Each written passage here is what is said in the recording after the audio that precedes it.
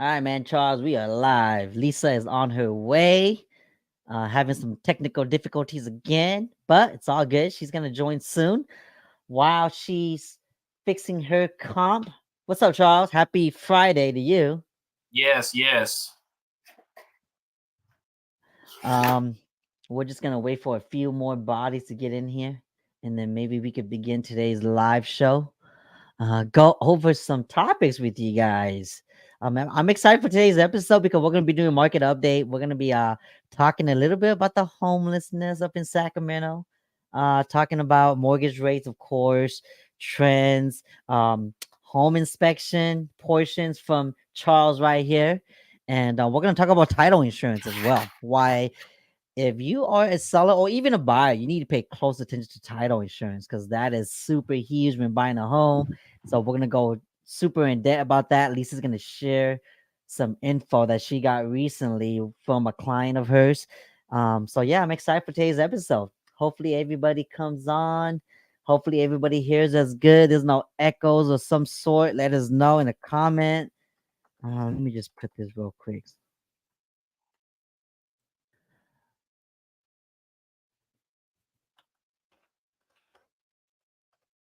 Just to kind of put that out there to let people know in case we sound terrible, they can let us know. Oh, okay, here comes Lisa. All right, Hey, Lisa's on. better now? I think so. Thank you. And there's no echoes. Oh, thank you. Thank you. Thank you, Jesus. Yeah, there's no echo, so it's good. But Lisa, how's your Friday so far? How's my what? Your Friday. Oh, my Friday. It's good. It's good. Actually, this is a good one. The client that I just had, Chia, was a client from your show that I did a refinance for Rebecca and Jacob 2 years ago. Oh, So is it she takes the one that time. told you about? Is she the one that you just told me recently about the title insurance thingy, or no? No, no, no. Oh, That okay, one's okay. that's a different one. Yeah, But we'll talk about that. yeah, we'll talk about that later. We did recognize that Sacramento is not going to be a good investment property for her, but she is an amazing gal. She follows you, and because of that, she's taken some separate investment courses and everything too. Yeah, and she's on her fourth house already. Two of them Oh out of state. man, Yeah, she's pretty amazing. And then when I she's priced it out super for her, savvy. she is very, very savvy. She doesn't give herself enough credit for sure. But she's like, she's hoping to buy her dream home eventually, possibly in Sacramento. And then we'll talk about her multi units later on. The only cash flow that I can see for her is a triplex that would earn her at least $2,500 on each property. So it's Mm, going to be a unicorn, and she knows that. And so she's looking at other states as well. So yeah, that's what got it. happens. We still stay in touch, Charles. So it's pretty amazing. It's funny you mentioned unicorn because you know how I put up a reel recently, I think it was last week, and we were talking, it was about the unicorn loan, right? Um Oh, and and then the Calhaffa? yeah. And then we were talking about unicorn loans, and my daughter heard it. My daughter's like, Daddy, what's a unicorn loan? I was like, you're not gonna buy a unicorn with that loan, Cherish. No, unfortunately not. It's a lottery system. I tell all my clients that. Why'd you move your angle, Lisa? I liked it like how you had it earlier Oh, you like before. it down? Because I'm looking at my I face and I was like, why is the shine so weird? I have to talk to your wife. How do I do stage makeup on this show? You guys don't have to worry about stuff. So here's the trick to face not being shiny. Okay. It- you just gotta get a napkin to kind of dab, so that way you don't have any sweat showing, because that's what makes it shine. Really? Yeah, it's your sweat, or it might Oh, be that. Yeah, it's either that or hmm. see, it kind of went away. It's more flat now, you know. Go figure. Okay. Yeah, so you just gotta make Still sure sweaty. your face is not shiny. That's it. Because That is so reflections from funny. the light is what makes it look super Yeah, weird. I know. See, you guys don't have to deal with that stuff. I'm so I'm thankful for that. curious. I want to look at your Facebook post, but we are at 3:35, my friend. I know. So we were waiting for you. What are you talking about?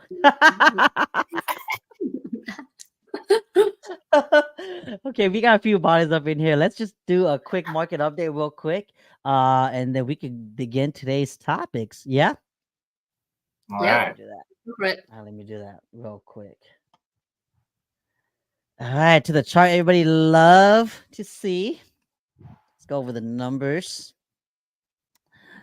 Okay, inventory went down from last week just a little bit, just a tiny dab. New listings are also down compared to last week, 3%. Sold homes are down 6% from last week. Pending homes are up 14%. Interesting. Comparing to last month, same time, inventory is up 6%. New listing is up 5%. That's good. Sold homes are down just a tad. Pending homes are up 12%. Not too shabby. Same time last year, same month last year, actually. Inventory is still low, like almost 50%. New listings are down 34%. Sold homes are down 27%. Pending homes are down 19% compared to last year. Year to date, this year comparing to 2022, inventory is down 50%. New listings are down 38%. Sold homes are down 31%. Pending homes are down 26%. So everything is down compared to last year. You guys already know that. Okay, let's go over the average price per square foot. There's a quick chart for all you guys. From last week, it went down a little bit by 5%. From last month, it actually went up 1%. Last year, there was no change. Year to date, from last year, went down 5%. Okay, this is average price per square foot. Let's go on days on the market.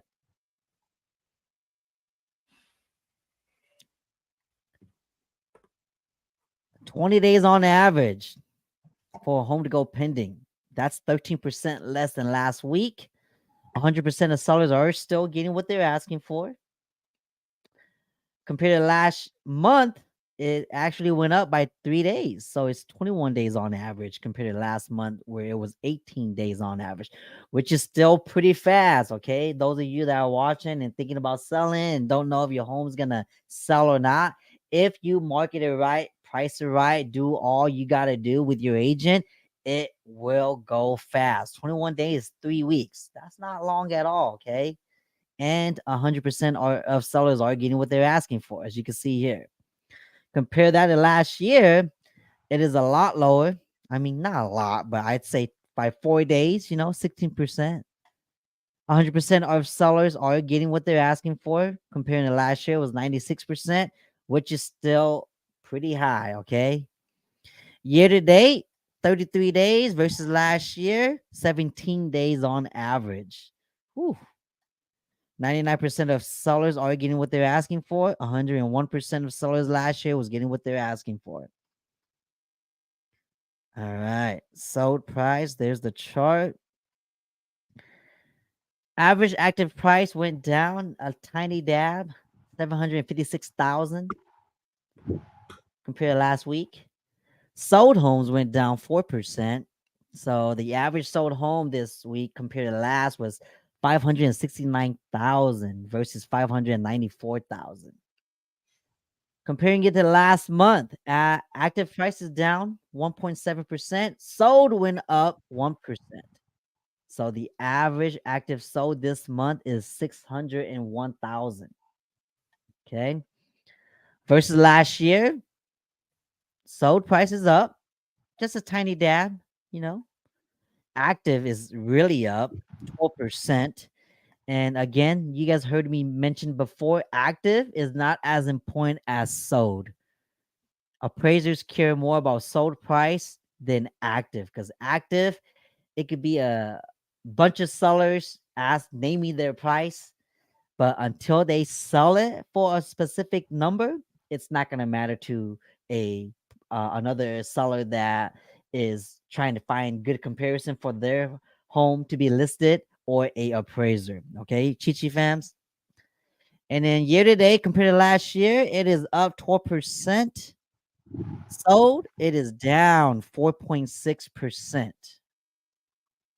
That is active for sale price and sold average. Let's go to months worth of inventory.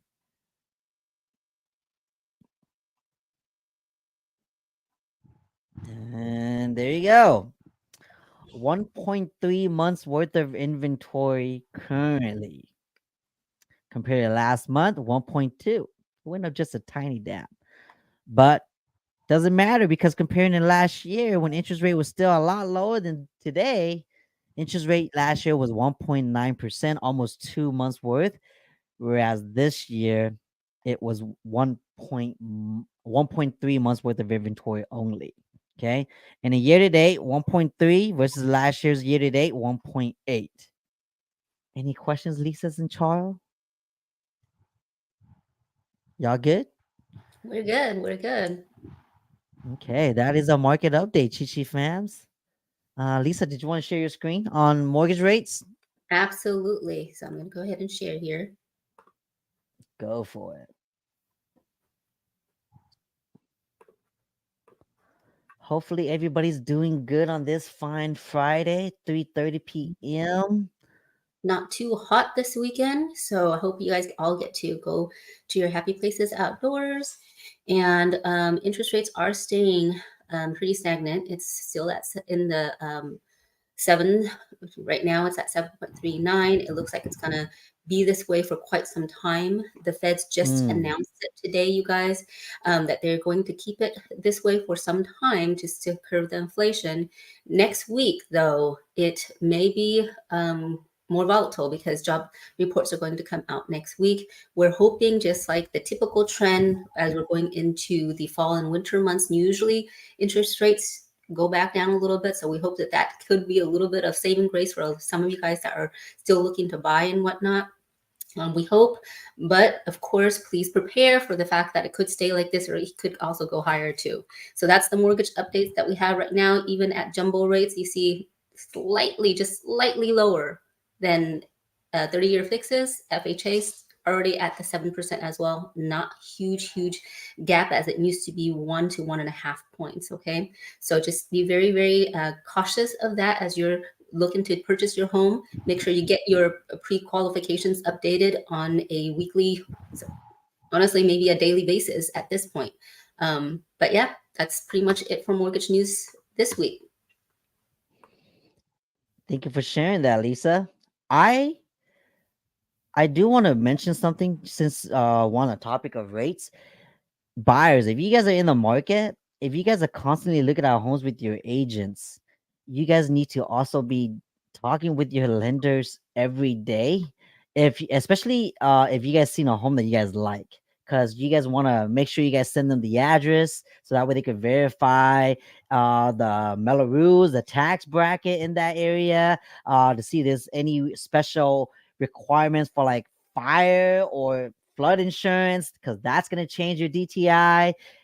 Everything's going to play a factor when it comes to that. So it's not just you get qualified, let's say, for example, 500K, and you go look at a home that's 500K, but maybe the lender that approved you didn't really go over the details that, hey, if this is 500K, but this is your max based off of 1% uh property tax, and based off of no HOAs, based off of no Melrose, and based off of the standard insurance where it's not a special case where it needs flood or fire. Because when those factors come in, that might be the difference between you qualifying for that home or not.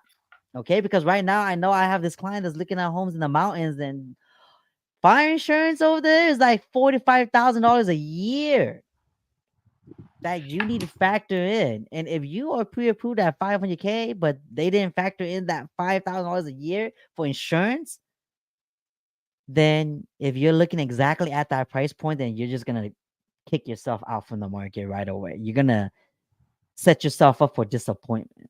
And don't do that. We don't want you guys to do that. That's why I'm bringing it up. So talk to your lenders daily. And if it's Lisa, just text her. She'll get back to you Yep. ASAP. Okay. And then, yeah. Do you guys want to add to that? Are you guys good? If you guys are good, I want to We're talk about my topic. We're good. Okay, so I want to share my screen again.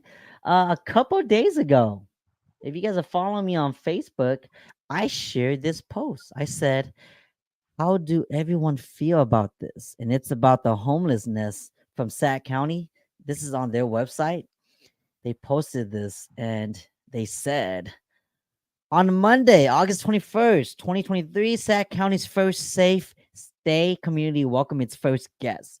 The sleeping cabin style shelter campus has a capacity of 125 to 75 single cabins and 25 double occupancy cabins, and was approved by the Board of Supervisors in June of 2022. That's last year, but they accepted their first guests this past Monday, which is exciting, right? This is, getting a lot of homeless people out from the streets and providing them with shelter, providing them with a place to stay, a roof over their heads, especially if they have kids. So this is super awesome. So I was super curious because I got a lot of people that reached out to me about this, and I'll share some comment with you guys right here. They some people just said, glad to give them a second chance. About time. We need 2 per county. I feel like I want to be homeless now. and some people said that's where all our taxes are going. It's ridiculous. It might keep them off the streets, but this might encourage more people to be homeless. Good point.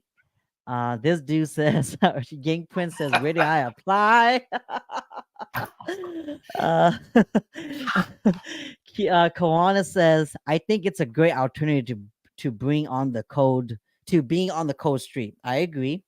Susan says, down the street from me, this would drive in more homeless around the area. Just my opinion. Nia says, I have some thoughts that will spark controversy, so it might be better to just have a small group discussion instead of on Facebook. Debbie Chow says, I need a place for myself and I'm grinding every day, but can I get a hand-me-down? No. Sue says, if it works and it cleans up the issue, then yes. If not, it's only going to bring more issues and crime to the surrounding area. Good point. Fred says, accepting treatment in addiction and psychological issues must be part of the terms of receiving housing. Okay, so these are just public comments from you guys. But I got some of you guys that actually reached out to me on the private, and you guys actually kind of gave your perspective that I kind of wanted to bring up as well, because it's probably what we're talking about. And some of you guys mentioned that you guys don't like that this is on Florin Road because you guys live in that area, and you guys are noticing that there's more homeless people walking the streets of your neighborhood now, tenting right on your sidewalk, and you guys have kids and you guys don't feel safe anymore. You guys want to move out the area now. Some of you guys reached out and said that, man, this is going to bring the value of my house down. Now I'm never going to be able to sell if I decide to sell one day because of this community that's right down the street from me now. So I kind of want to hear Charles and Lisa's opinion on this. How do they feel about what I just mentioned about this whole topic? How do you guys Lisa, Charles, well, yeah, I was gonna say I was gonna say ladies first, but it's a lot simpler than just saying. There's a lot of those comments that were on there. It's a lot simpler than just saying that. The problem is that it's obviously, if it were as simple as sticking up some shelters or clearing everybody off or trying to shoot them somewhere else in some different direction, it would have already been solved, right? It's not just as simple as that, and it's not just as simple as some people getting the psychological help that they need, because some people aren't homeless for those reasons, right? So I was just mentioning that when we were talking previously, it's like moving over here to Placer County, specifically in this area in the city of Roseville, there really isn't a lot of homelessness that I see in comparison to Sacramento County, and especially right over there off of the Roseville Road area in that vicinity. I feel like if it's tolerated and it's fine, then that's what's going to end up happening if no one is taking care of any of them. But then at the same time, then what are we doing to help these people? What are we doing to get them back on their feet? If we were all in a bad situation to where something happened to us, I think we would all, it's not saying, do we want a handout, right? But you need people that are going to work hard to try to, get themselves out of these situations. But there's so many reasons why this happens. And it's not just as simple. It's not one blanketed resolution that's going to take care of all this. That's the problem. And I think that there's too many people trying to just throw one solution at it. And even this right here, okay, so somebody's complaining about the idea that there's going to be more homeless people walking the streets and this and that. Well, so where would they suggest that these communities are placed then? In a rural area in the middle of nowhere? I mean, there's no one's really going to ever be happy with the situation, I think. If it's anywhere near them, they just don't want to see it as an eyesore. Yeah, but it's unfortunate that we can't help as many people as we should be, I think. I agree. What about you, Lisa? What are your thoughts? Because this is a sensitive topic for you. It is a sensitive topic for me because I think when God blessed me with 4 biological brothers, right, it was a setup for me being a big sister to a lot of my brothers out there that suffered with addiction, that have lost marriages and relationships because of it. So it's sensitive to me only because I've seen the transition. I see good men become so lost. And it's hard because it's like these programs are trying to give them a second chance. And so that part of me is just like, okay, the emotional part of me is just like, this is great. This is wonderful. But the practical part of me also is saying, go back to the beginning, go back to teaching somebody how to fish instead of giving them a fish, right? So I haven't had a chance to really read up on this program. I think it's a wonderful thing. It looks beautiful. It does not look like a homeless center, which I think is the first start of giving somebody that mental capacity to say, hey, here's a fresh start. Here's a chance for me to do this. It shouldn't be a lifelong thing, right? I do think that in order to place them in these things, Charles, you said all these comments that are coming in, I absolutely feel that. Because if you're only taking care of one portion of it and not understanding the psychological reason why people are homeless in the first place and how discouraged they are, and if you come from a 2-family household, if you have a single parent that was able to give you the guidance and the motivation to be in school, go to a trade, work hard, get yourself into a situation where you can provide for not just yourself, but possibly your family, things like that, then we are so privileged. When I see the homeless, the only difference that I see between them and me is that I was born privileged. That's it. So this could have easily been me. So it's very hard for me to say, don't do this. But at the same time, again, if we don't look at the psychological issue, why they got into addiction to begin with, and then we'll continue to say, hey, you know what? So sad, too bad, Yeah. Buckle up, do what everybody else is doing. At the same time, I do see these comments where it's like, hey, I'm scared for my children. I'm working my butt off too. I didn't have a privileged life. And here I am doing the best I can so that I can be, a part of society where I'm not a financial burden to somebody else, right? And you're absolutely right. You're absolutely right about that portion. So here's the thing. We fence these people in, they're going to feel like a prison. And any study is going to show you treat people like animals and they will become like animals. You treat them like human and you bring out humanity. I agree. Like I think everything you said was exactly correct because I know people that are homeless. And I know them personally, to where how they got themselves there, the choices they made, the things they do, the decisions, like everything like you mentioned. And it's hard to not forget that because then now it's not just that one person that you know, right? You see countless people that are out there, and everybody's story is different. Because I used to serve too, right? With the churches, and whenever I go and meet up with some of these communities that have a bunch of homeless people that come out, like sometimes they tell us what their life was before they're homeless. They tell us that, hey, I'm only homeless because I got kicked out. But I've been going to every resource that Sacramento has been giving me. I have kids. I'm going to interviews and I'm turning my life around. Maybe within the next couple of weeks, I might have my own apartment. Things like that. You hear stories like that. So it's not everyone that wants to just be homeless. Everybody's story is case by case.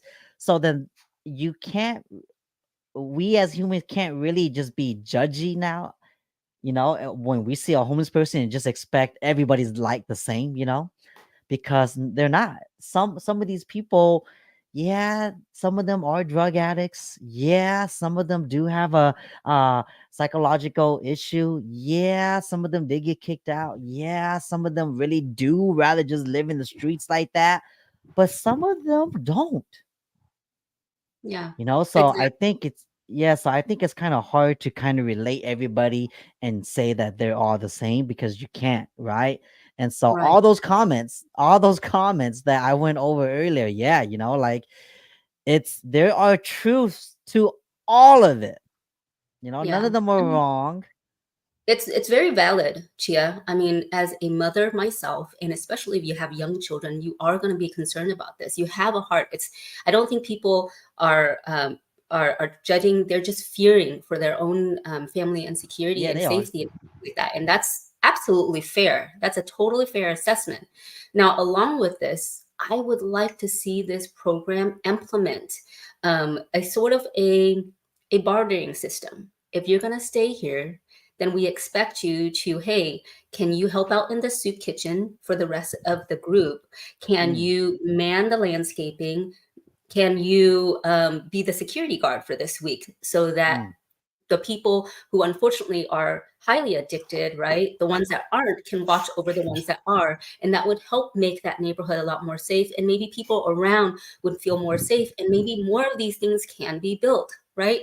On top of possibly, yeah. allowing them to do that type of work, it gives them that skill set. So, hey, I've already migrated over to this situation, right? And they can either keep their job there, possibly, right? Or because of that skill set, perhaps that will lead them to get into the next step. Because if the program was set to say, hey, once you're in this program, you get to be in this program for 2 years. This is how you're going to be able to extend the program, good behavior, whatever the case might be, right? And if we're going to build another facility, we have a contractor on site that will teach you how to build these homes so that on site number 2 we can do the exact same replica. Mm, And again, we're providing jobs for people in this facility who most of the time, okay, don't have that mental capacity. They're already in fight or flight mode. They're already in survival mode. They're not thinking of thriving mode like the rest of us are, right. right? They And just here's want the thing. the day to end. Correct. And I say that, but there's so many of us who aren't homeless, right? And are saying, yeah, I'm living paycheck for paycheck, Lisa. These people are getting a free ride. You're totally right about that. So, yes, if we're going to raise minimum wage, going back to that, right? If we're going to raise minimum wage, we should really raise everybody's wage then, right? Mm, mm, Everybody, mm. so then the people who could afford it can go ahead and pay it forward and help more people, right? And Yeah, if we can do something like I think this topic can be pretty taboo, you know, that, mhm, because absolutely. then everybody starts thinking about themselves and not others, and it can get pretty like controversy quick, so I'm just gonna say this here. If you guys know anybody or you guys want to know more about this program and you guys are in that Florida area or in the Sacramento County area, you guys just want to know more about it, I'm gonna share a link to it to everyone. So yeah, well, you guys can go and check it out. It's gonna pull you guys up to this right here. Flowing Roll Safe Stay Welcome Guests. You guys can learn about it. It's telling you guys everything you guys could expect, like how are the guests referred, like how can the community get involved. All the information is on here. You guys can go and read it. I already did that. But I wanted to bring it up again on today's show because I got a lot of you guys asking me about it, and I thought it was some pretty good, valid points, like what Lisa said. And it's you guys are all true. But the thing is, it's not that easy to where it could just be catered towards one individual. It has to be a community things, like what Lisa said, to where we all have to get involved to kind of make this work. Right. And Uh, it takes a yeah. village. It takes really, truly a village to raise a community, right? And in that community is not just the homeless, but everybody else that could be affected by it too. So I hope that we can find a good, even ground for everybody to say, feel safe, okay? And also to provide a second chance for those that really, truly need it. I agree. Robert says, have them clean after themselves. Absolutely. Absolutely. That I yeah, I think totally that will be a requirement. I drove by this facility not too long ago, and I noticed that there was like security guards in that facility as well, walking around the premises. So like, yeah, I think that might even be a case. These individual guests, they might get I wouldn't like to say regulated, but they are being watched. So that way they can maintain a safe facility for everyone around them. But of yeah. course, this is new. It just started this Monday, right? Even though it's been going on for a whole year now. So time will tell how this is gonna play out. If everything works out like what Lisa said, there might be another one coming near your community. So you never know. And I mean, I really feel like it's a good idea to kind of check these out and really know what's going on. For example, you just said there was security there walking around, right? So somebody Mhm. else mentioned in one of the comments that they were worried about the security of their children in their house and whatnot. So So you know, what they meant by that was they noticed that because they live in the area, the people this place is attracting a lot of homeless people to the neighborhoods, and so a lot of homeless people are walking the streets. mhm. Not that the security, because then when you're not in, the security is not gonna go to the neighborhoods. Sure, yeah. They're Right. just gonna stay in this facility. So that's what they were referring to, was that they noticed a lot more traffic now in their neighborhood Mm. street, and that's a big no-no that they feel, because like what Lisa said, some of these people that are mentioning this are parents. They have kids, so that's what they were Yep. referring to. Yeah. Yeah. And security should absolutely brought out more in those neighborhoods.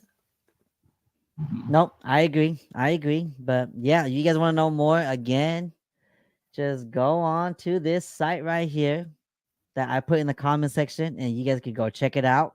If you guys are in the area around it, go drive by, take a look at it for yourself, and just observe how is it being kept, so that way you could be the judge for yourself and not rely on our words or anybody else's words. Go see for it for yourself. All right, y'all. Um, all right, you guys ready for the next topic? We're gonna be talking about title insurance. Yeah. I'm Oh my gonna let goodness. Lisa handle I have this. a story for you. Oh man. Why Okay, don't do I have a Why story don't you for you guys? explain what a So title insurance is? What's the purpose of a title insurance, Lisa?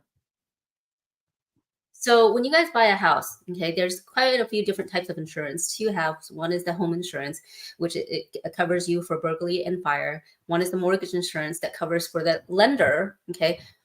Then there's the title insurance, the owner's title insurance specifically. Now, of all the years that I've been in lending, which is well over 12 years, I've never had anybody that had to use it until now. So my curiosity did get the better of me. One of my clients, unfortunately, got a bill from the Sacramento County for over $17,000, and she, was not happy. $17,000. $17,000. $17,000. That's right. You heard that You right. say who's it from? Who's it from? Sacramento County. Sac County. Sac County. So I did a little bit of digging. I called up Sacramento County and to find out. So the home that they purchased this home in 2021. This case was opened in 2016, and the lien that was filed against it was filed in 2018. They got a request from a title company in May of 2020, who also requested for an invoice from Sacramento County. This is going to make sense towards the end, okay, guys? They got an invoice. That title company didn't do anything about it. They technically don't have to just yet, because if nobody bought the house, right, then there's no Can need. you share who the title company is? Should I? You can. I mean, I think every title company is the same. It's really the individual that's different, right? So It is the individual that is it's different. the escrow but officer that makes the experience different. yes, but let me go ahead and finish that portion first, and then we'll see. We'll put them on blast. How's that? Okay. All right. Go. So the situation was, there was a title company that requested this. This is an important piece, guys. It's an important piece, which means at that time, the lien was already visible. It was already seen. It was already on documentation. Okay. And nothing happened at that time. That amount was never paid. At that time, it was a little shy of $15,000. It was never cleared. It was done in May of 2020. This home sold twice in 2020 before my client purchased it in 2021. Well, Lisa, how come you didn't see any of that stuff? Okay. So this is where it gets interesting. When you purchase a house, you do get a preliminary report that lists out all the liens on the house and everything like that. So when we receive the preliminary report, usually your lender, actually, I don't know any lenders that don't do it this way, where all those liens have to be taken care of before they're going to invest in the house and give you the money to purchase the house, right? It's like, okay, so how does this happen? How does this happen? Okay, so when a statement of information isn't ordered from the title company to list out all those liens, or an updated one. And this is the reason why the escrow period, or when you purchase a house, that's called the escrow period, not to be confused with the escrow company. Okay, guys? When that happens, they do their due diligence, and this is why it takes so long, because sometimes those reports may take a little bit longer if the quote unquote rap sheet is very, very long, right? So it was never on. I can't say if they ordered it or not. If they did order it, I think they would absolutely see it, only because the Sacramento County, I got it from the Sacramento County, who told me exactly who the title company were that already requested for the invoice. And if one title company saw it, then all title companies should be able to see it. Okay? Correct. This was a property lien because the house had overgrown weeds, vegetation, transients, all causes of violation, and there was no fencing around the pool. This is why this is also interesting, because this house doesn't have a pool, you guys. What? That means the violation happened with a pool that may not have been permanent. The house didn't have fencing on that time. And when I looked at this house, it was super nice. My clients loved this house. It was newly renovated. It looked like it was flipped twice in 2020. It was bought in 2020 in June. Okay, so remember when I told you the date was May 20th? So they were in escrow. They weren't in escrow anymore. So it's very highly unlikely that the original owner, did not know about this. So either one, the second person who bought it knew about it, but bought it in cash, because they bought it for only $85,000 in 2020. There was a property in Sacramento that was only $85,000.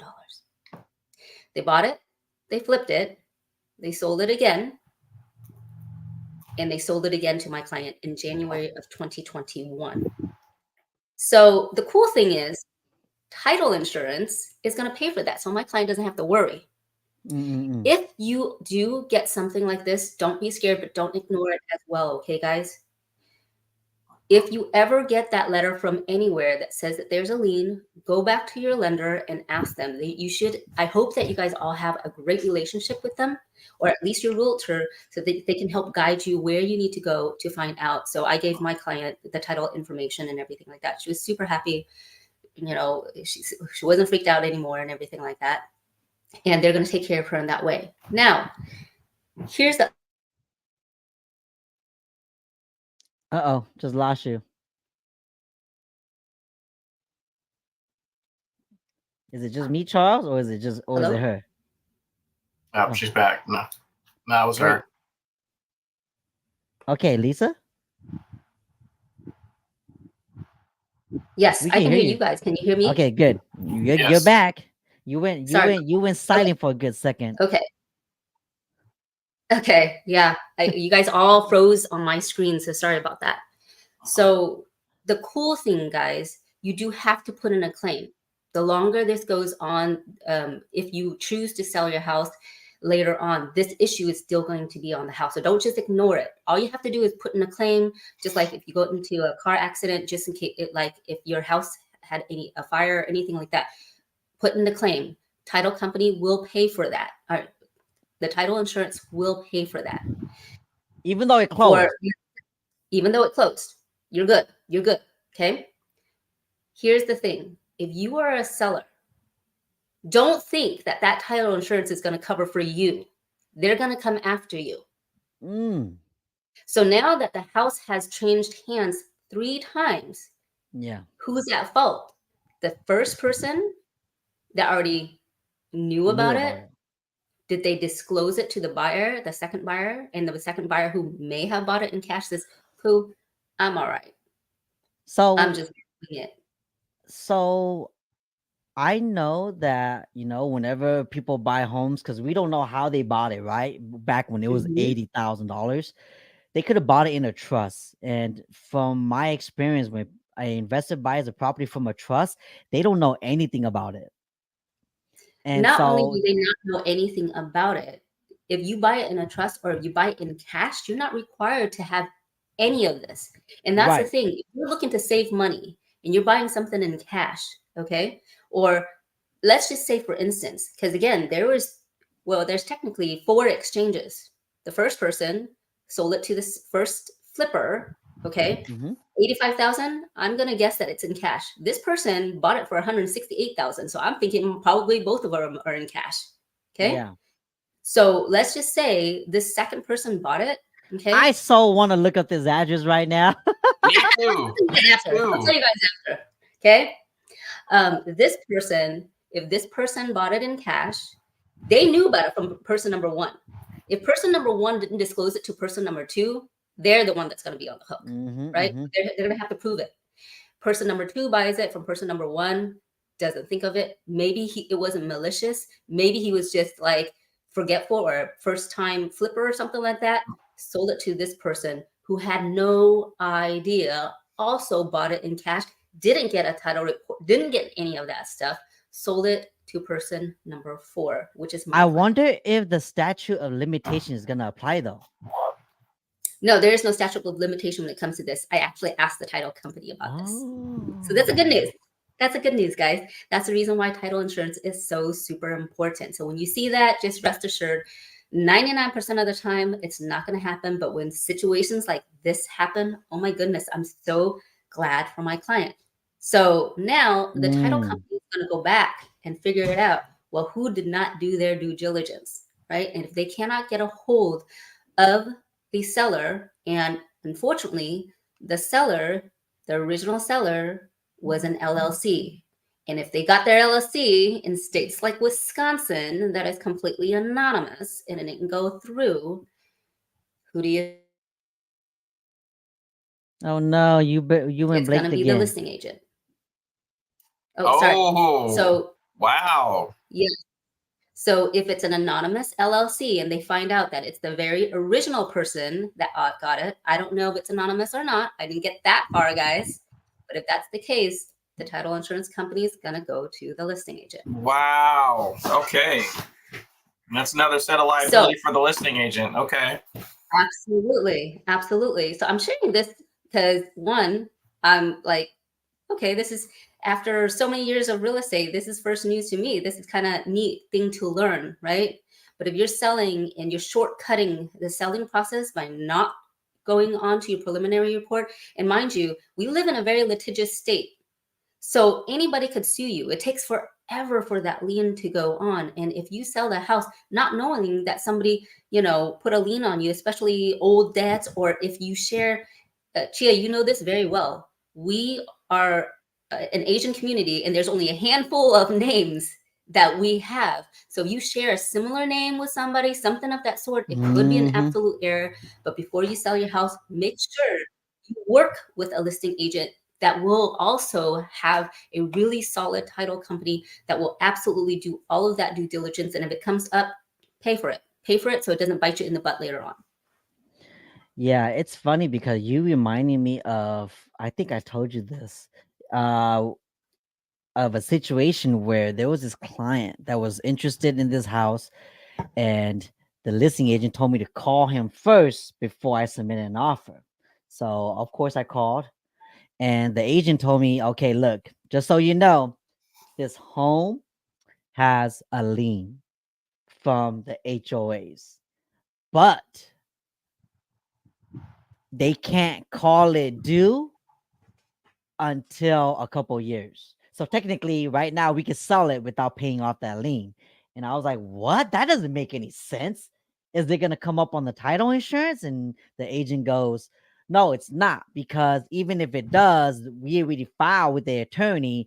And when we went to court, the court basically just said, since it's not owed yet, the HOAs in the future can call that balance due anytime they want. So it could be in a month from closing, it could be in 6 months, it could be a year to 2 years. And then I told I went back to my client, right? And I was like, do you still want to pursue this home? Because it has HOA dues, and this is a situation. And then my client goes, what? Why would I want to buy that now? Like, it's a gamble. How much is the HOA due? It's like $10,000 of back fees, right? So it's interesting how that works, right? Because if it's a lien, or I mean, in this case, right, it's by HOAs, back fees. How are they able to do that? Why would they not just settle it and pay it off versus waiting for the HOAs to call it due in the future? Have you ever heard about anything like this, Charles? I have not, and I have some questions because I'm very curious about this. So, Lisa, so is this insurance mandatory? And then the other question is, after all of this happens, like so the insurance company is they're gonna go and dig through and do all of this to figure out who's responsible, right? And then if they can't, then you're saying it's gonna be on one of the listing agents or something of that nature, right? So where I mean, where does this end? I mean, are they actually going to go through the whole process to try to figure out who's responsible for this, or are they just going to go on the last person that they can get a hold of, or how does that work? So from what I Lisa's been breaking up, huh? Yeah, this is very Lisa, interesting. This it is is. crazy. It is very interesting, but we'll wait for Lisa to resume her network. Something's going on with her network. Yeah, so sorry, you guys. I keep getting a spotty service right now. I missed a whole lot. So what I could hear was if it's going to go back to the listing agent. Personally, I don't see how that's possible because they're going to have to prove that the listing agent knew about it, right? Otherwise, I mean, insurance company is insurance company. Their main objective is not to pay out. That's really what it is. And if they have to, they're going to find the person that's responsible, which They is want the fairly money back. right. I Yeah. mean, that's fairly so, right? And they're going to have to prove. Now, here's the thing. Here's the other thought that came into my mind too. When agents, when you're listing the property, I think regardless of what your sellers are telling you, you absolutely should just get that preliminary report to find out all of that stuff. Because if there's any indication, any emails, any Preach. correspondence that shows that you could have known, even if you didn't open that email, oh, I think that's where it's going to be, that can of worms that you probably don't want.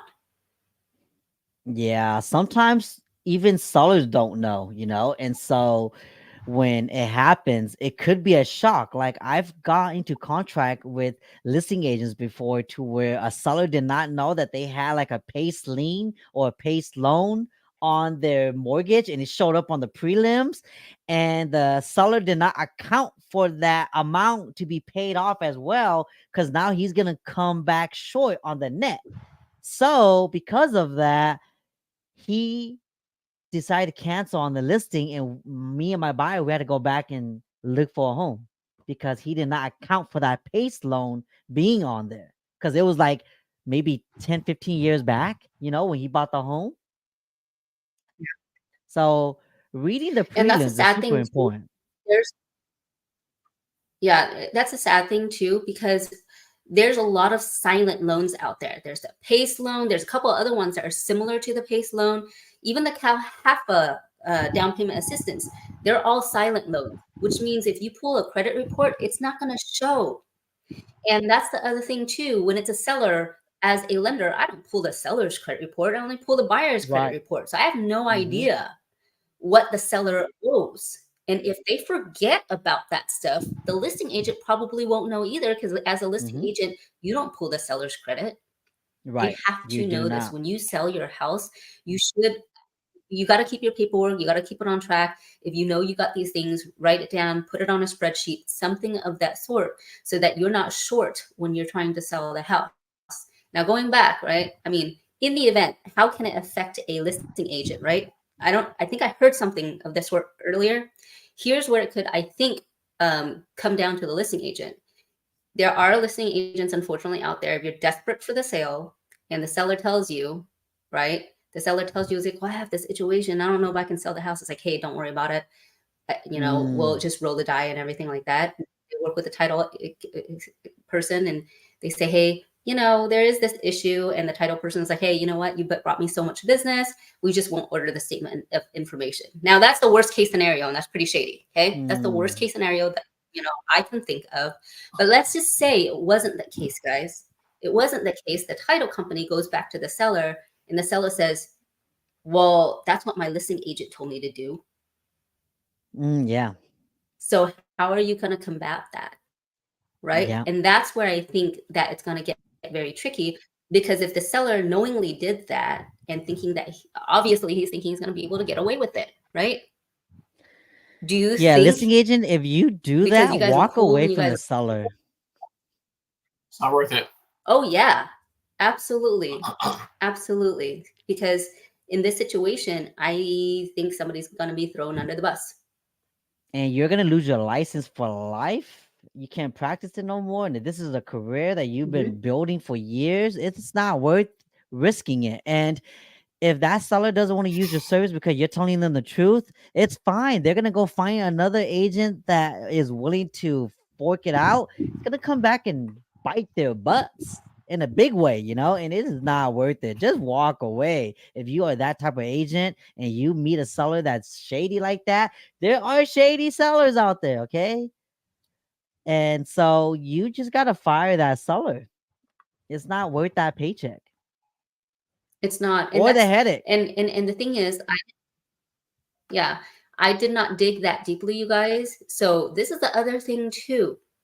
If you're selling your home on your own, if this was As actually a though for sale by owner type of situation and you did not do your due diligence and there was no original listing agent, well then that explains it. That to me actually makes more sense.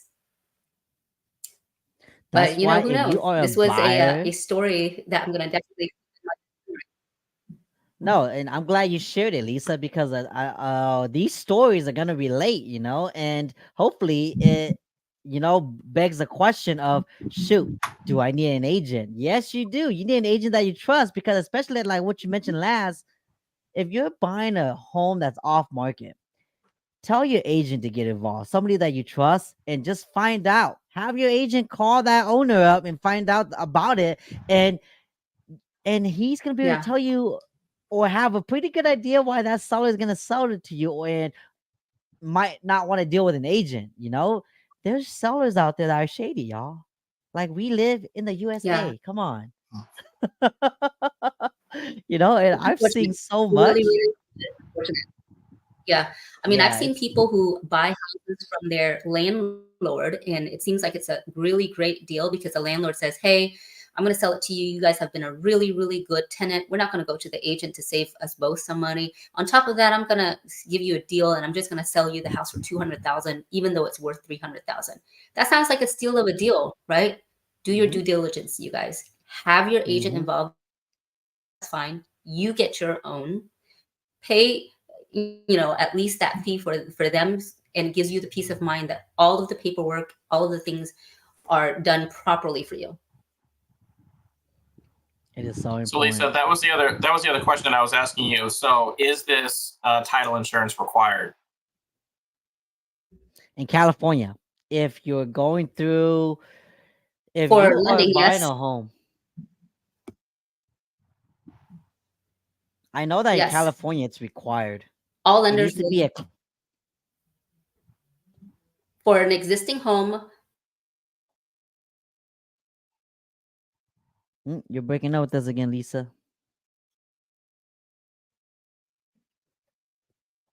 New So build. Charles, what'd you say, Lisa?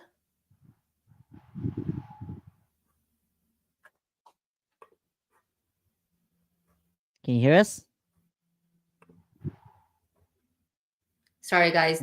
Did you miss all of that? We did. You gotta repeat everything again. So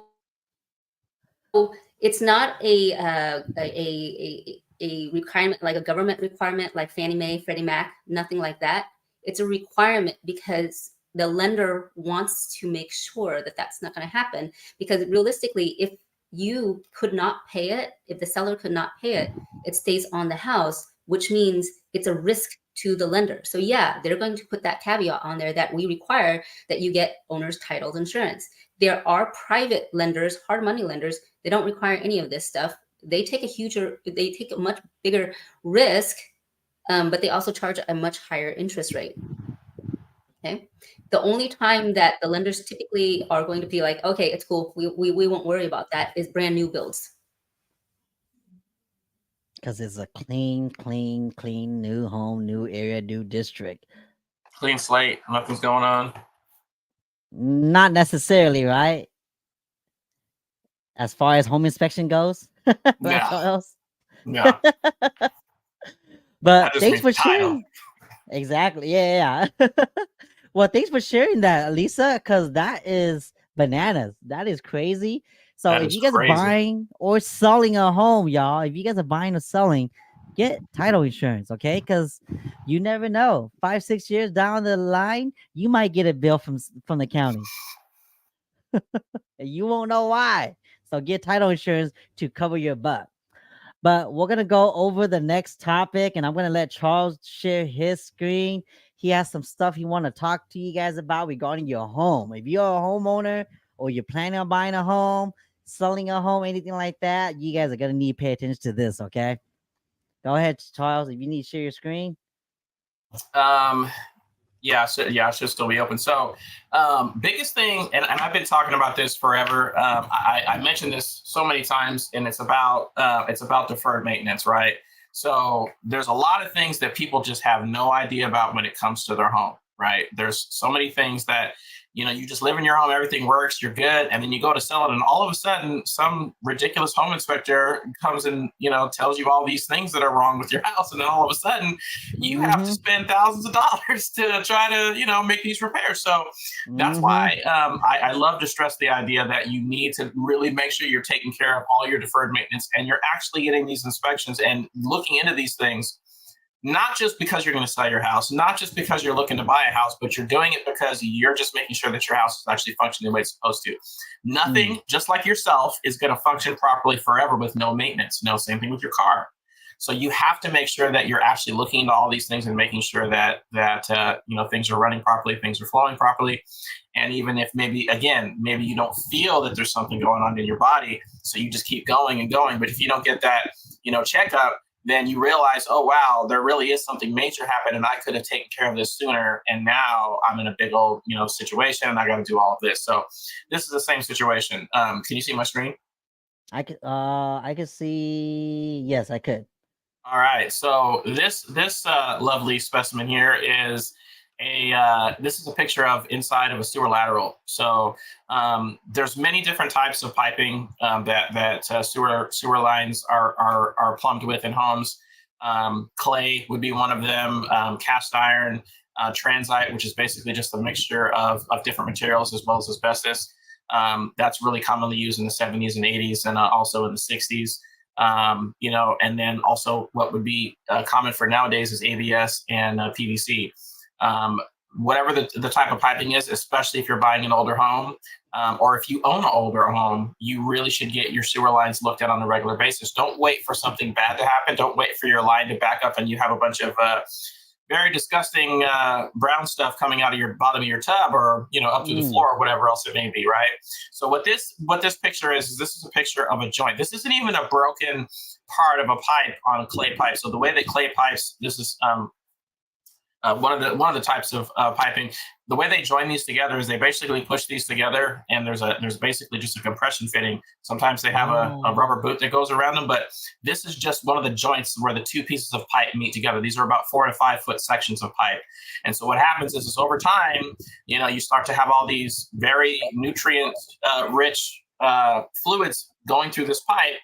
And some of it starts to seep out a little bit, and then the soil that's around that starts to seep into the soils, that moisture and all that nutrient-rich fluids that are going through there, and then the roots are. It's just like anything else. They're gonna go towards that. They're cling towards that. They're gonna grow and come in through that area. So all of this that's flowing through, the roots are attracted to that, and then they're gonna start growing into that joint, and then all of a sudden.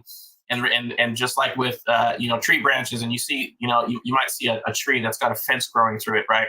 The tree was right next to the fence, and then as the years went, it just molded into it. It's kind of crazy seeing that, but same situation with this. This is just going to grow into the pipe, and eventually it's going to block this so that nothing can flow through it. And then when you start to have problems is when you flush other things down the toilet that or down your drain that aren't just bodily fluids, and then obviously toilet paper and things like that. If you're going to send baby wipes and paper towels, large things that you shouldn't be, maybe your kid flushes something random down the toilet, this is going to increase the likelihood that you're going to have a block. So in this case, sometimes people, flush shavers and whatnot down the toilet, all that kind of stuff can cause that to get lodged in these areas. So again, it really doesn't matter the age of your house, because even up until just recently, certain counties and certain cities will use this clay piping still to this day.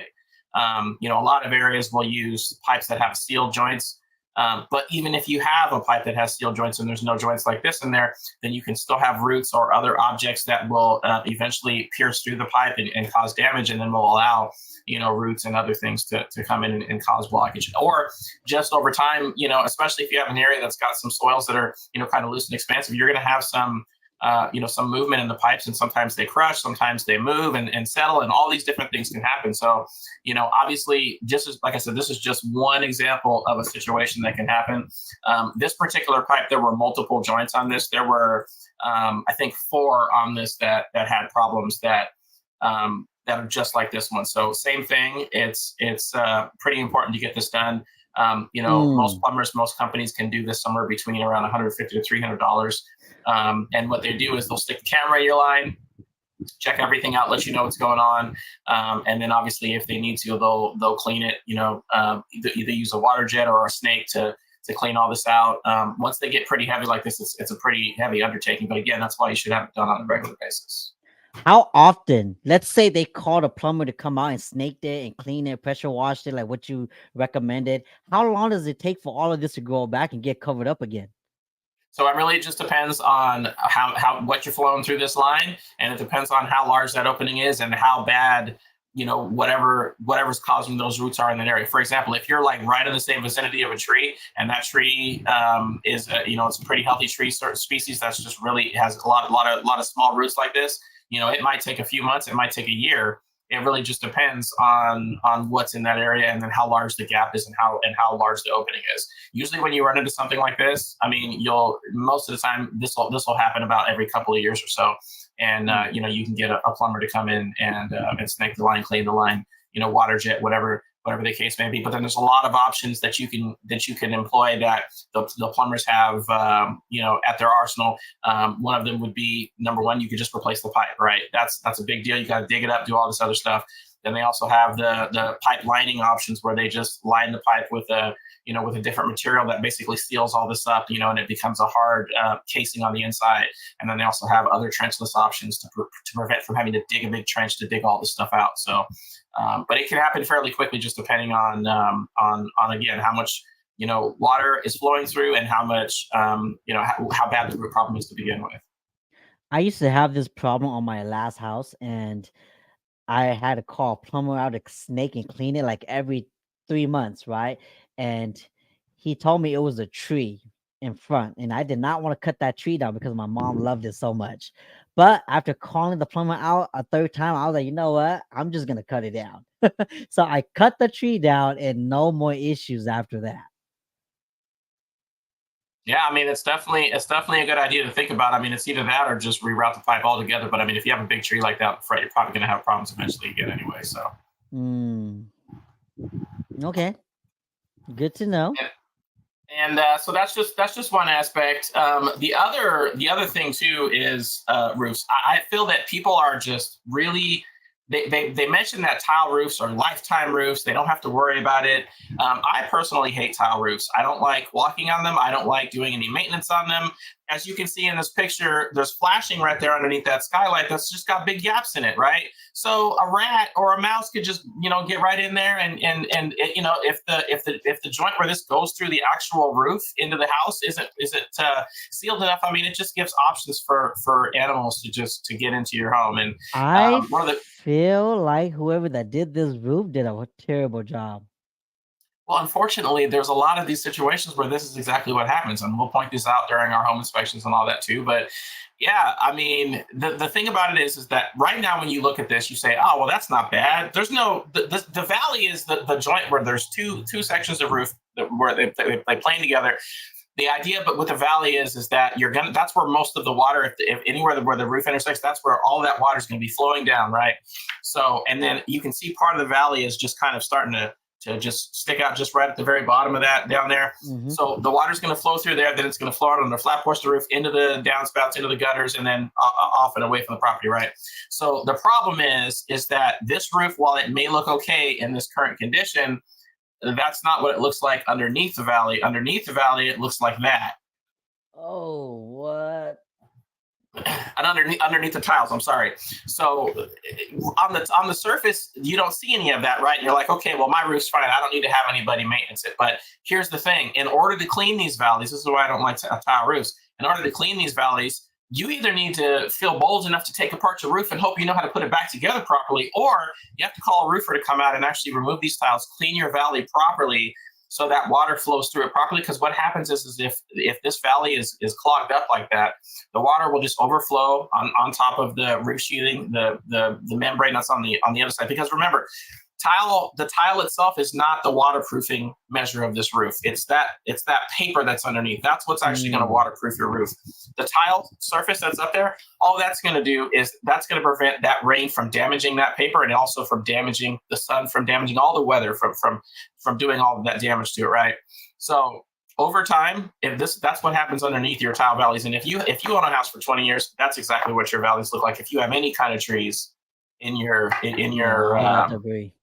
Yeah, and then this can just come from also moss debris. That stuff will get lodged in there. I mean, you'd be surprised what'll happen on your roof just from years of rain and all this other stuff flowing down. It all builds up over time, right? And so they have other options to kind of combat against that. Nowadays they have different types of valleys. So this is another type of this would be the flat type of roof, right? So with this is another version of what you see normally, where you see this type of roof, right? Same situation. It doesn't matter. Again, when you look at that, you see a few leaves on there, but you don't see all that soil and all that other debris in there, right? But that's what it actually looks like underneath. That's what it ends up looking like. And after they pull the tiles away, that's what it ends up looking like. But if you see in there, it's just the tiles just sit right on top of that flat valley. Oh, okay. So. What A is lot of that the options. portion? What is that part that's right next to the valleys, the papers? Is that wood, the plywood? Yeah, right there. So the plywood is actually underneath that. So the roof sheathing is either plywood or it's going to be OSB. That's what sits on top of the actual structure of the house, right? That's Right. the strength behind it, right? And then the waterproofing is this in this case it's like a tar paper material. It's like Yeah. a underlayment, right? So that's what goes on top of the roof. That's what actually sheets the water away because this is constantly in contact with water. But if you have an area that's just saturated all the time and constantly getting bombarded with water and it stays sitting right on top of that, especially with soils like this, it's going to eat through it eventually. And this is the other thing too, right? People will say again, these roofs are a 50-year roof, 100-year roof, whatever it is. But really what should happen is this paper doesn't last that long. These materials underneath don't last that long. Maybe the tiles do, but what you should really do is strip your entire roof, redo all of the underlayment and then put your tiles back. But nobody realizes that and nobody actually thinks about that, right? So as these homes start to get 40 and 50 years old, these homes that were built with tile roofs, that's the kind of things that starts happening. You start to have leaks in your attic and you start to have, rot and all that because of these situations. And it's really common, right? So one of the options nowadays for valleys is this particular type of valley here. It actually has raised pieces in the center to actually help prevent that debris from building up. And you'll see this on a lot of newer homes. Oh, okay. But people will still use that other style valley a lot of times. And it's cheaper. Of course it is, right? This is it's much more to manufacture, right? And everybody always wants to go to cheap route. So again, this is something to be aware of, right? If you have a pre-drywall or a mid range inspection done on your new build home, it's a good idea to see what kind of flashings are underneath your roof. It's a good idea to make sure that, again, as I mentioned in the last video cast, everybody's human. People are going to make mistakes, but it's good to get an idea about how this flashing is laid down. One of these inspections that I did, the flashing was overlapped wrong. So as the water would flow down, it's actually going to flow under the other piece of flashing, which would have been caused, rot and water damage very quickly, right? But, I'm not sure if they would have caught that. I'm not sure if they would have saw that. This stuff needs to be laid properly in a way that the water is going to sheet down and not flow underneath it. So, there's just a lot of things about these roofs. That's why, honestly, I prefer a composition shingle roof. Honestly, in my opinion, it doesn't last as long, but you always know what you're getting into, right? This is a valley on a composition shingle roof. It's exposed. You can see everything about it. When you climb, I feel like if anybody that has that slightly in the know can climb up on a composition shingle roof and be able to see things and know what's going on, right? If you have debris in that valley, you can sweep it out, blow it out, whatever you want to do, and then you're good. You don't have to worry about anything else. You don't necessarily have to have a roofer. If you're kind of a do-it-yourselfer at home, you can clean that off and it's not a problem, right? The main thing is where they'll leave debris on these metal valleys. These are galvanized typically or painted. They'll leave that debris on there for years, right? And then that moisture will just stay in that. And you have the soil debris that's going to build up in all of that, trees and leaves and all that stuff. And then eventually it's going to rust right through that valley, which is going to go right under your roof sheeting, which is going to cause rot and damage. So you really got to make sure you're doing this maintenance on a yearly basis. So much goes into this maintenance that if you don't do it on a regular basis, it's going to cost you something that you might have just gone up there and spent to cost you a day in a bucket and a broom or whatever. It's going to cost you thousands of dollars. Now you have to have a roofer come out. Now they got to strip back all those shingles. Now they got to pull back the underlayment in the valley and all that stuff. And now they have to go in and put in new roof sheathing and then repair whatever damage was done inside your house. All that. There's so many things that come with this too. So I can go on. I mean, it just depends on how much time we got, but this, this is the typical what it ends up looking like when nobody does anything with it. You see that all the time. Yeah. Mm-hmm. So, I was just gonna say, I saw this house once, and I kid you not, on the gutters there was a plant growing. Yes, because this same soil that's in your valley, all that stuff, all this stuff breaks down, right? You get your compost pile and you kind of, mix everything up. All this stuff breaks down the same way over time, right? You got a couple of years of this stuff sitting in your gutter and it starts to kind of, decompose and all that. And it's basically just turns into soil. Yeah, you're going to have birds will drop, seeds and all that kind of stuff. All of a sudden you're going to have a weed growing out of your gutter. It's so funny. I've seen it. It's crazy. I saw it and I thought it was intentional for looks or decor, Yeah. Yeah, but no, I mean, like I said, I can't speak enough about deferred maintenance. I mean, it's probably one of the biggest things with a home inspection. Honestly, it's something that's really what mostly we're looking for when it comes to this. Yeah, we're looking at everything, making sure it's installed properly and all that, but deferred maintenance and then problems that end up coming because of that deferred maintenance is such a large part of what we do as an inspector. Also with termite inspectors too, there's just so much that happens, and that's what causes all this rot and all this fungus Yeah, growth and I all this agree. stuff. Yeah. I agree. When something is a maintenance job and you're the owner, you are supposed to be maintaining your home. It's not going to cost you a lot, like what Charles says. It might just cost you like a few bucks and your time, really, but it's going to avoid thousands and thousands of dollars of bills that's going to be due later, because that roof that he showed, he could have just easily went up there with a broom or pressure washer and just clean it off. Took maybe a couple hours. But if you would have just let it sit, man, a roof easily, even comp shingle is like 8 to 15 grand, depending on the size of your roof. Hmm. So deferred maintenance is super important. I totally agree with you on that. And I think that's how sometimes whenever I walk into a seller's home, I could tell they taking good care of it because they're either the original owners or so. And it's because they always maintain it. Whenever at the moment they see dry rot, they replace it or they sand it and they repair it and they repaint.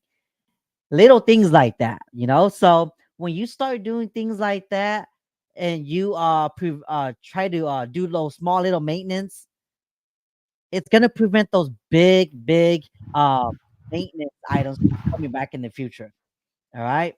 But I know that we are getting past an hour. I want to answer some comments and then we could just close it off. What do you think, Charles? No, I'm good with that. We'll definitely have much to talk about next time. Yeah, we do. We do. We're gonna have more to talk about. Charles has so much more he want to show you guys, but we will do that next week. All right. But let's just answer some comments. Lisa had to leave. She had an appointment, so she left because we did go a little bit over, but she did say bye. Okay, everybody. Let's go over the first comment. This is by Tracy. She said, I feel if anyone who signs up for a shelter or tiny home should fill out a contract to show they are in a program to prove they're getting help for drug use from a professional organization. I agree. I think that'd be great. When we were talking about the homeless shelter situation, Tracy, I agree. Everybody has a valid point. If they are using drugs and it's a big issue, then yes, I think seeing some sort of like a paperwork or anything like that to show improvement to where they're not just taking advantage of the system, I think it'll be huge. Even though it's not easy to do. I think it's something that is doable. And you're right. I totally agree with you on that. Tua says, what are your thoughts about the future market? Man, I wish I still had Lisa here for this, but I could go ahead and give my 2 cents on this. Maybe Charles can too, but I think, Tua, that with the rates being the way it is, because what right now it's at over 7%. Okay, it's at 7% for FHA, a little bit 7.2 or 7.3. I forgot for conventional. If interest rates keep going up like this, affordability is gonna keep going down. And that is gonna cause the market to hopefully shift into a buyer's market. And normally in the buyer's market, we're gonna have more inventory. And when there's more inventory, that means the demand is gonna be down. And of course, automatically prices are gonna go down. That's what I think is gonna happen. But if all of a sudden the Feds decide to turn the switch on again and said, oh no, we're gonna reduce the rates again, we're going back to 3%, 4%. I think it's just going to be a seller's market forever and prices going to remain high. I mean, right now, our biggest issue is that inventory is so low. Demand seems high because supply is so low. There's not that many buyers, but there's also not a lot of listings. So it's making it feel like everything is super chaotic right now and competitive, but it's not really that. It's because there's less homes, there's less buyers, and there's high interest rates. So because of that, people still need to buy. You know, I mean, I have investor friends that are still buying because they're saying that all the competitions are out now, and now it's so easy for them to get a home.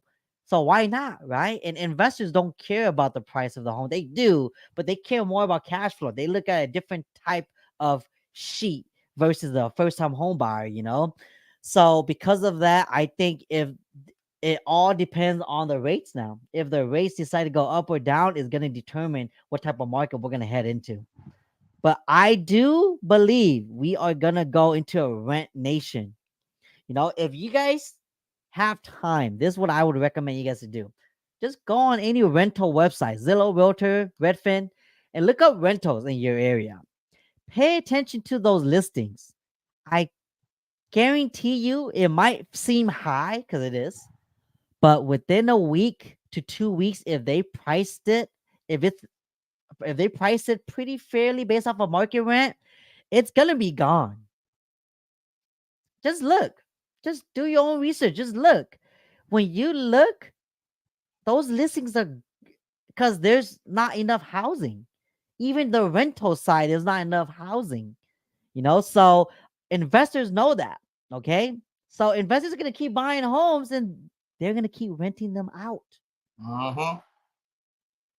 Especially now that there's not that many first time home buyers out there competing, they are gonna keep buying home because investors make their money from holding properties and renting it out.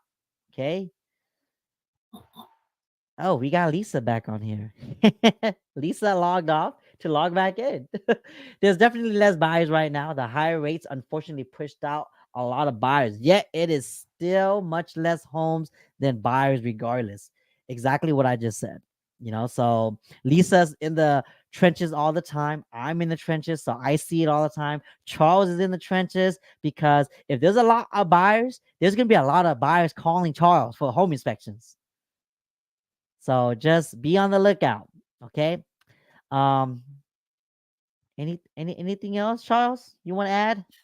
No, I mean it's like one there's one thing that I agree with when it comes to this situation is everything that happened 2-3 years ago with COVID.